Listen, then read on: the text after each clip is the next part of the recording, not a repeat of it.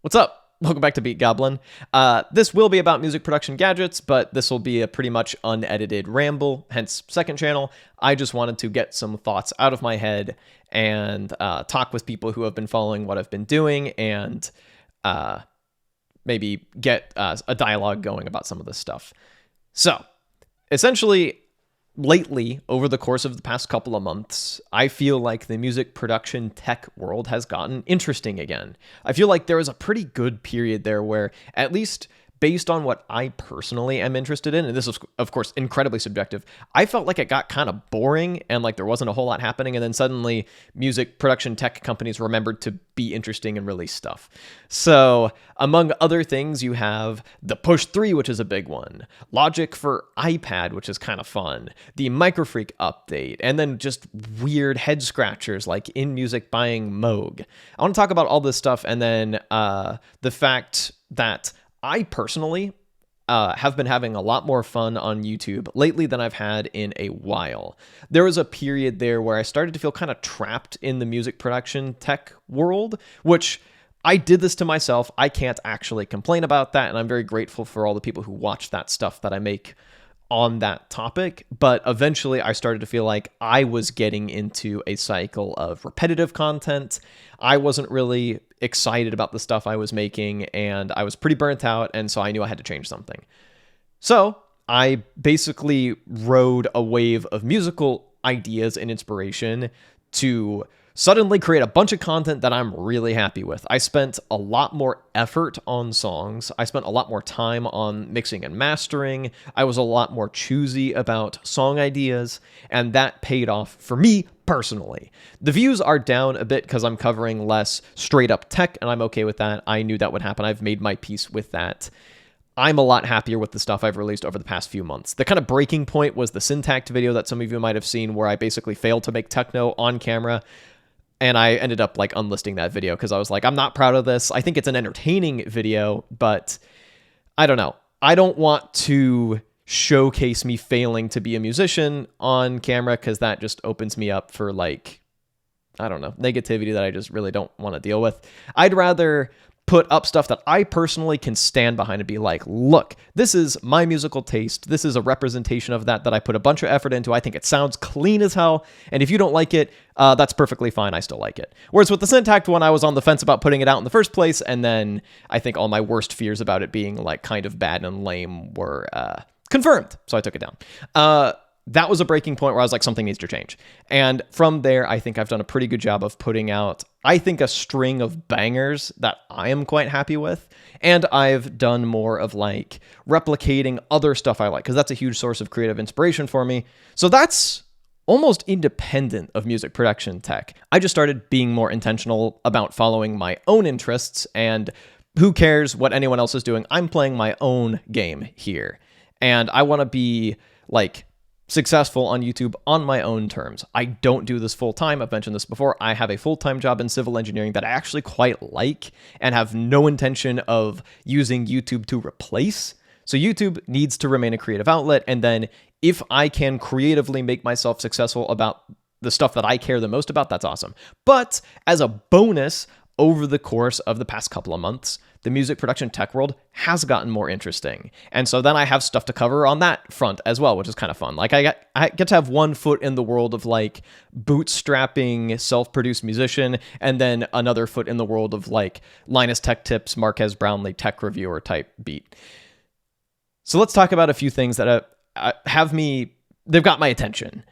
First of all, Logic on iPad. It's kind of hype. Logic is one of the first DAWs that I really dug into when I was first getting started in music production. I used it a lot, and I only ever switched to Reaper because I had like gotten a Windows laptop for school and wanted to make music on it and didn't want to spend a lot of money and wanted something with a fairly similar interface, therefore Reaper, and now I just use Reaper for everything because it's goated. I will hear no Reaper slander here, but I still have a soft spot in my heart for Logic. I don't have an iPad. I honestly don't have a ton of interest in making music on an iPad.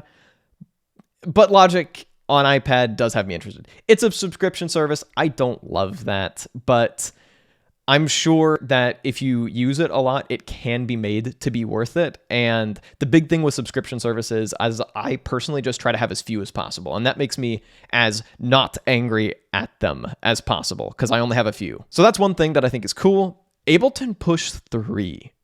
That one has got me genuinely pretty excited. Now, I have not pulled the trigger on one yet. I'm still thinking about it.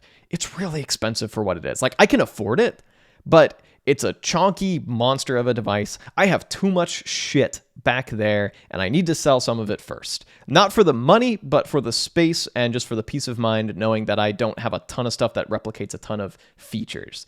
So Push 3 is something I might cover in the future. I've got some questions about it, but right now, it duplicates so much functionality of stuff I already have that, like, as a tech reviewer, I could justify it. But once again, I'm not putting all my eggs in the tech reviewer basket. I also just want to make music with the stuff that I have, and I've got more than plenty of stuff. But let's talk about a few interesting aspects of it. So first of all is the MBE.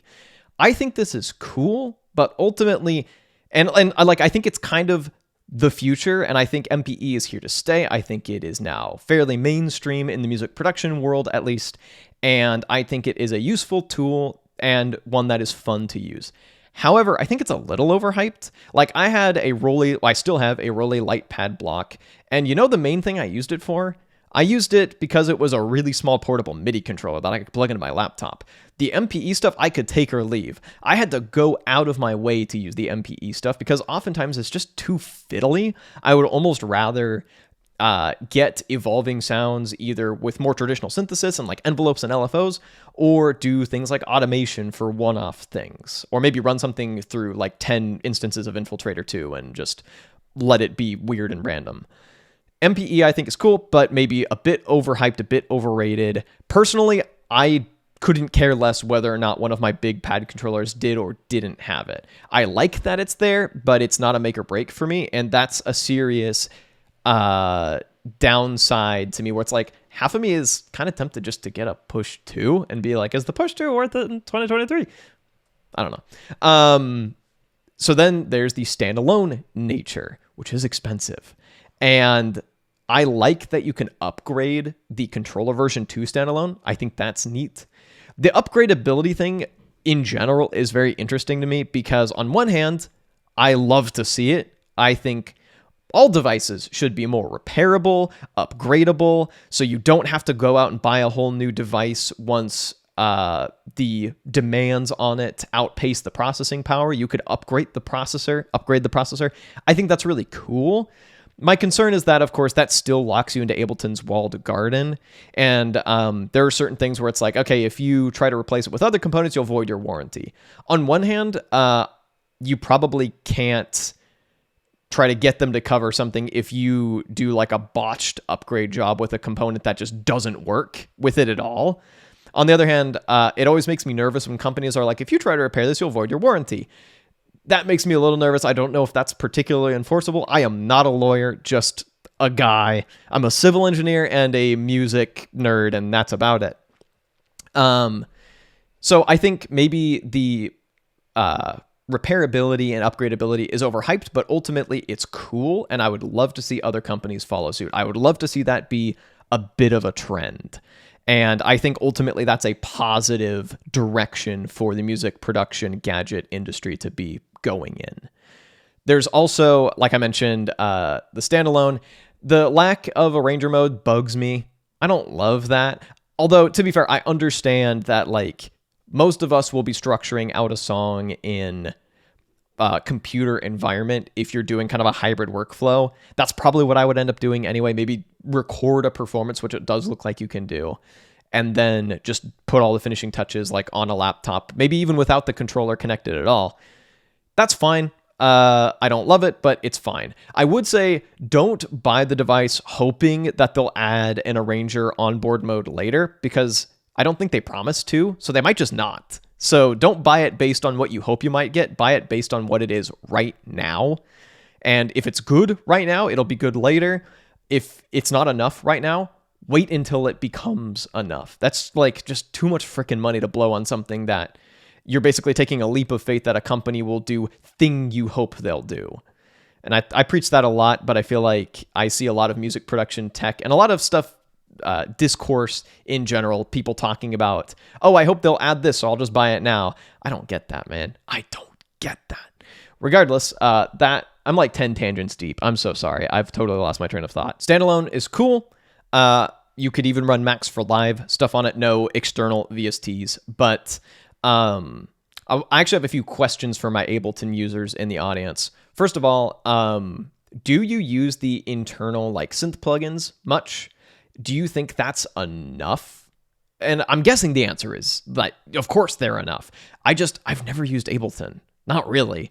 And so I have no benchmark where like, I'm guessing the internal synths on Ableton could beat up anything that like Akai has built into like the Force and such. I just don't know that for sure, and I'd be curious to hear your thoughts on that. If you've used the Ableton like internal plugins, like if you were to use it in standalone only, would that give you absolutely everything you needed to get the sounds that you want, no problem?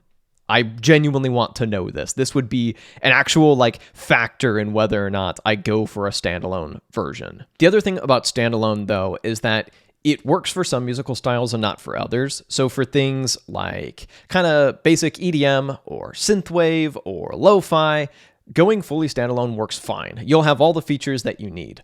But then for something like bass music, I pretty much have the tools that I really rely on for that. Things like Serum, things like Infiltrator 2.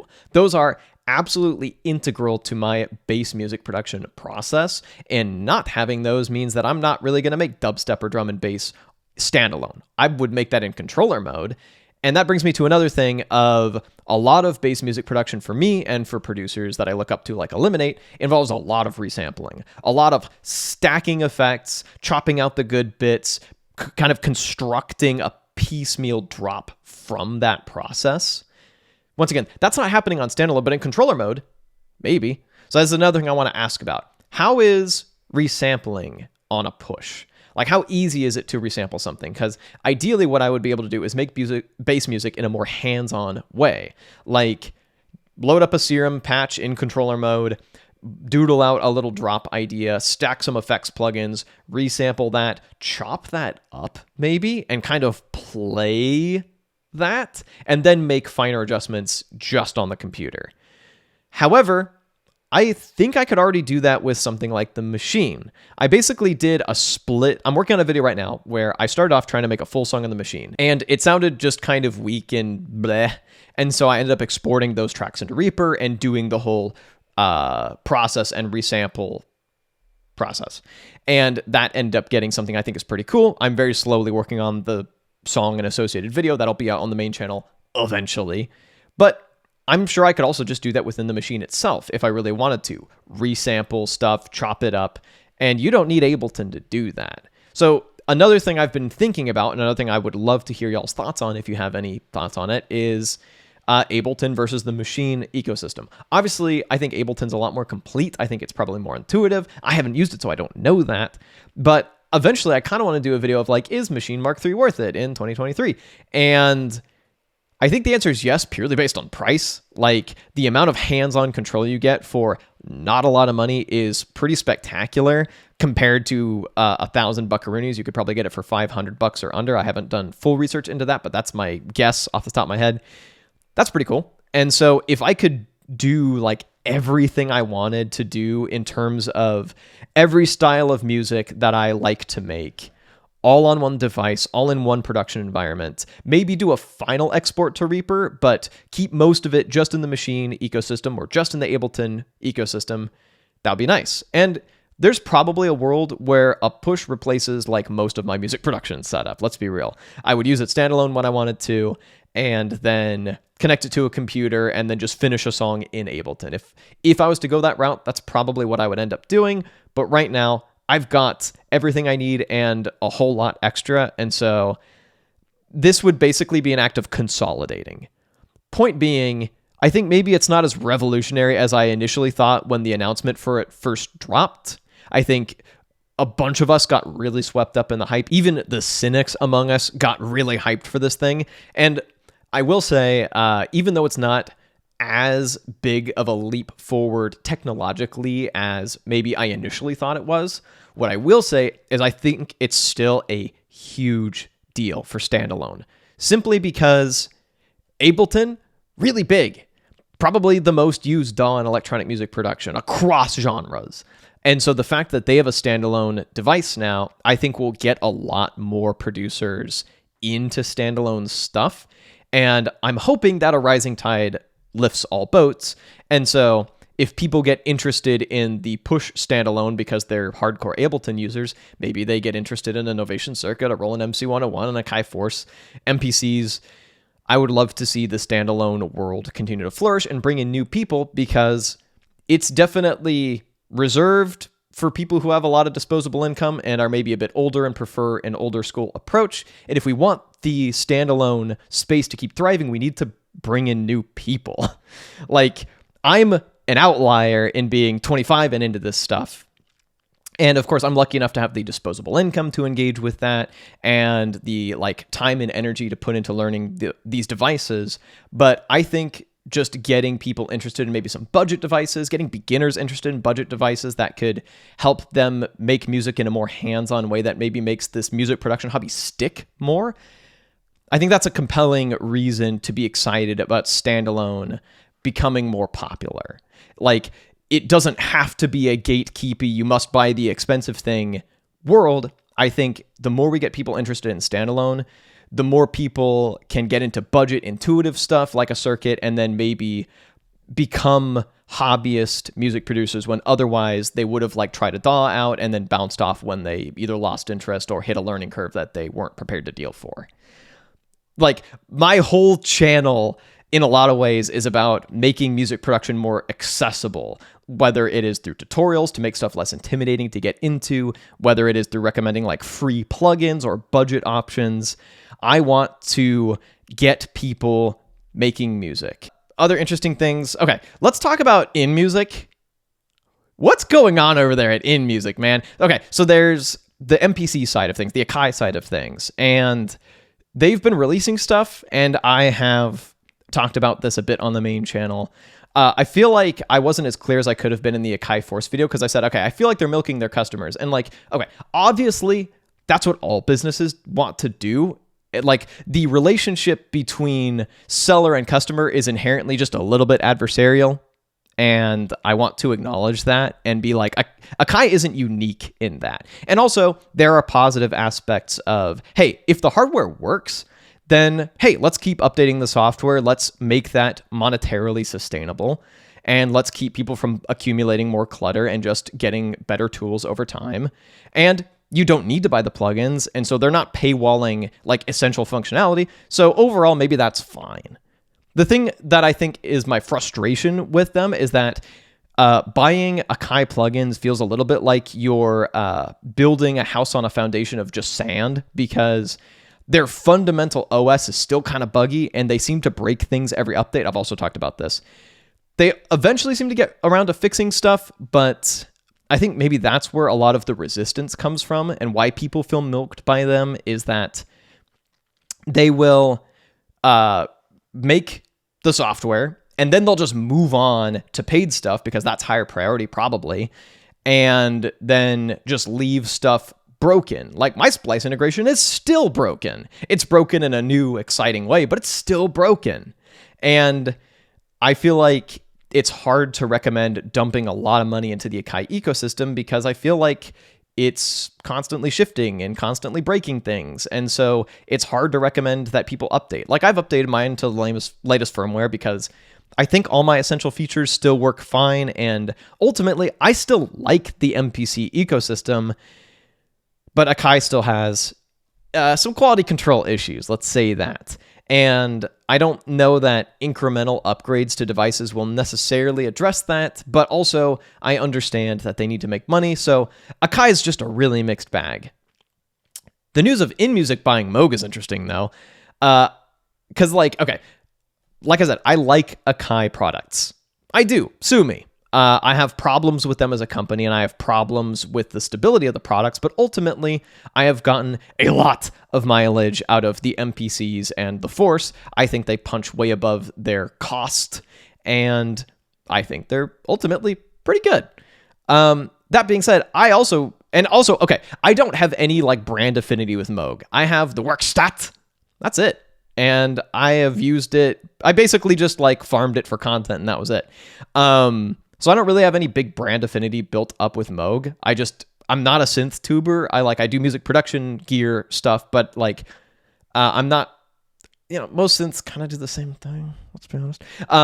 So I'm not a synth tuber. I don't have a huge amount of brand affinity built up with Moog. And yet, when I saw the news that InMusic bought Moog, my heart sank a little bit, which is interesting, because I think we all know that the quality control might take a dip, which apparently the quality control had already taken a bit of a dip, so it might not be a huge difference.